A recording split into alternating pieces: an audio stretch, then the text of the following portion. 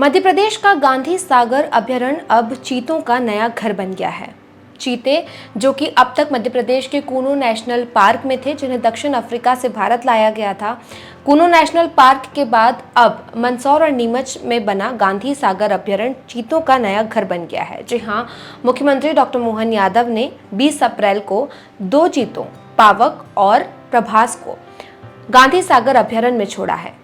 आपको बता दें कि मध्य प्रदेश में प्रधानमंत्री नरेंद्र मोदी के चीता प्रोजेक्ट के तहत चीतों को पनाह दी जा रही है और मध्य प्रदेश वो राज्य है जहां पर सबसे पहले दक्षिण अफ्रीका से चीतों को लाया गया। कूनो नेशनल पार्क में 2022 में चीते लाए गए थे। तकरीबन 8 चीते दक्षिण अफ्रीका से भारत लाए गए थे और 2022 के बाद से अब तक चीतों की संख्या वहां पर बढ़ी है। फिलहाल में कूनो नेशनल पार्क में लगभग 24 चीते हैं, जिसमें से 14 ऐसे हैं जो कि भारत में ही जन्मे हैं और बाकियों को दक्षिण अफ्रीका से भारत लाया गया है। 2023 में भी 12 चीतों को दक्षिण अफ्रीका से भारत लाया गया था। उन्हीं में से 2 पावक और प्रभास, जो कि दोनों भाई हैं और 6 साल के हैं, इन दोनों को कूनो नेशनल पार्क से अब गांधी अभयारण्य में शिफ्ट किया गया है। आपको बता दें, गांधी अभयारण्य तकरीबन 33 एकड़ जमीन में बना गांधी सागर अभयारण्य, जो कि स्पेशली चीतों के लिए बनाया गया है। यहाँ पर इनके लिए पूरी व्यवस्था की गई है। कूनो नेशनल पार्क से एक टीम भी प्रभास और पावक के साथ जो है गांधी सागर पहुंची है, जो 1 हफ्ते तक यहाँ पर रहेगी और चीतों को किस तरह से ट्रीटमेंट देना है, उनके खाने पीने का कैसे ख्याल रखना है, इसके बारे में गांधी सागर अभयारण्य में जो टीम है उनको बताएगी। आपको बता दें, प्रधानमंत्री नरेंद्र मोदी का चीता प्रोजेक्ट क्या है, सबसे पहले ये जानना जरूरी है। दरअसल भारत में चीतों को 8 दशक पहले विलुप्त घोषित कर दिया गया था और प्रधानमंत्री नरेंद्र मोदी का ये सपना था कि भारत में चीते वापस आएं और इसीलिए उनके जन्मदिन के दिन इस योजना की शुरुआत हुई। ये भारत सरकार की महत्वाकांक्षी योजना है चीता प्रोजेक्ट, जिसके तहत 3 राज्यों को चुना गया, मध्य प्रदेश, राजस्थान और उत्तर प्रदेश, जहां पर चीतों को लाने की कवायद शुरू हुई। इसके तहत दक्षिण अफ्रीका से एक समझौता किया गया, जिसके तहत भारत में हर साल चीतों को लाने की बात कही गई। इस प्रोजेक्ट के शुरू हुए 3 साल हो चुके हैं और दक्षिण अफ्रीका से हर साल कभी 5 कभी 10 चीते जो हैं वो भारत आ रहे हैं और मध्य प्रदेश इसका केंद्रीय बिंदु इसलिए है क्योंकि मध्य प्रदेश में 2 नेशनल पार्क ऐसे तैयार किए गए हैं जो केवल और केवल चीतों के लिए ही तैयार किए गए हैं। आपको बता दें, 70 साल पहले तक भारत के जंगलों में चीते घूमते हुए दिखाई देते थे। इन्हें नवपाषाण काल के गुफा चित्रों, मुगल और ब्रिटिश युग के दौरान लिखी गई पत्रिकाओं में देखा जा सकता है। हालांकि अब ये भारतीय जंगलों में ढूंढकर भी नहीं मिलते। बढ़ती आबादी, घटता शिकार और राजघरानों द्वारा बिना प्रतिबंध इनके शिकार की वजह से धीरे धीरे चीते आजादी के कुछ साल बाद ही विलुप्त हो गए। दुनिया का सबसे तेज जानवर, जो 120 किलोमीटर प्रति घंटे की रफ्तार से दौड़ सकता है, वो गोलियों से मात खा गया। माना जाता है कि 1947 में कोरावी के महाराजा द्वारा चलाई गई गोलियों से अंतिम बचे 3 चीतों की मौत हो गई थी।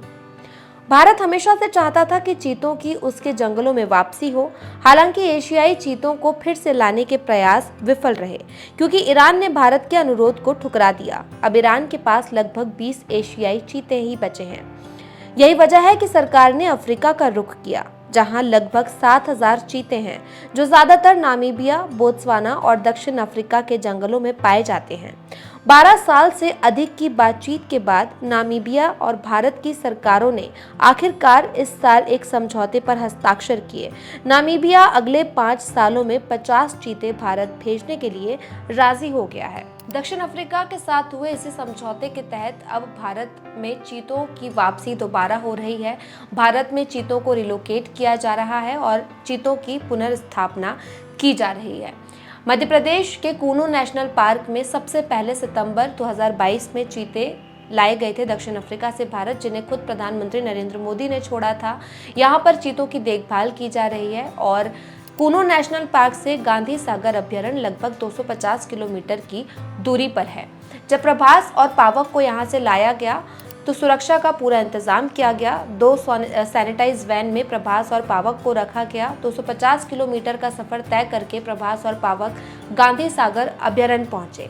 इस दौरान उनके साथ एक मेडिकल टीम भी थी। आपात स्थिति से निपटने के लिए भी एक टीम पूरी तैयार की गई थी और लगभग 250 किलोमीटर का सफर तय कर प्रभास और पावक कूनो नेशनल पार्क से गांधी सागर अभ्यारण्य लाए गए और मध्य प्रदेश के मुख्यमंत्री डॉक्टर मोहन यादव ने 20 अप्रैल को प्रभास और पावक को गांधी सागर अभ्यारण्य में छोड़ा।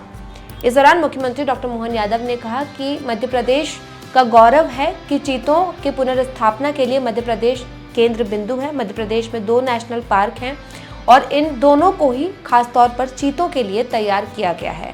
ये चीता प्रोजेक्ट जो यशस्वी प्रधानमंत्री की मौजूदगी में कूनो से अपनी यात्रा प्रारंभ करता है और एक तरह से इकोसिस्टम की दृष्टि से दुनिया का सबसे महत्व का प्रोजेक्ट है। जब चीता हमारे पूरे एशिया महाद्वीप से विलुप्त प्राय हो गया था, ऐसे में अफ्रीका से और ये चीता प्रोजेक्ट को लाकर चालू कराया गया था और हमारी भारतीय आबो हवा में खासकर मध्य प्रदेश के जंगलों के अंदर चीते के बच्चों का प्रजनन और उनके साथ साथ बच्चों का बड़ा होना, हमारी आबो हवा को पसंद करना, ये बहुत सुखद समाचार है। और इसी आधार पर भारत सरकार के माननीय मंत्री और उनके अधिकारियों ने समीक्षा करते हुए हमारे दूसरे एक और चीता प्रोजेक्ट के स्थान गांधी सागर को हमने मान्यता दी है। भारत सरकार का ये जो महत्वाकांक्षी प्रोजेक्ट है चीता प्रोजेक्ट, इसके तहत मध्य प्रदेश में चीतों को जो है पनाह दी जा रही है और गांधी सागर अभ्यारण्य में आने वाले समय में चीतों का एक बड़ा कुनबा तैयार किया जाएगा। तो इसी तरह मध्य प्रदेश जो कि पहले से ही टाइगर स्टेट के नाम से जाना जाता है, जल्द ही चीता स्टेट के नाम से भी जाना जाएगा, जिसकी कवायद शुरू हो चुकी है। 2022 से प्रोजेक्ट शुरू हुआ था, 2025 है और चीतों की संख्या लगातार नेशनल पार्क में बढ़ती हुई दिखाई दे रही है। इस वीडियो पर आपकी क्या राय है, कमेंट करके बताइए। वीडियो अच्छा लगा तो लाइक और शेयर भी कीजिए। वहीं मध्य प्रदेश से जुड़ी तमाम ऐसी खबरों के साथ बने रहने के लिए देखते रहिए फ्री प्रेस मध्य प्रदेश।